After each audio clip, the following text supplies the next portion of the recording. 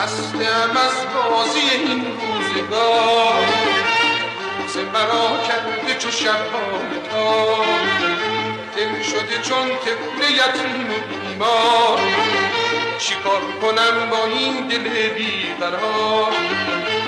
روزگارم شد سیاه عاقبت با یک نگاه، در دل طوفان غم بی پناهم بی پناه.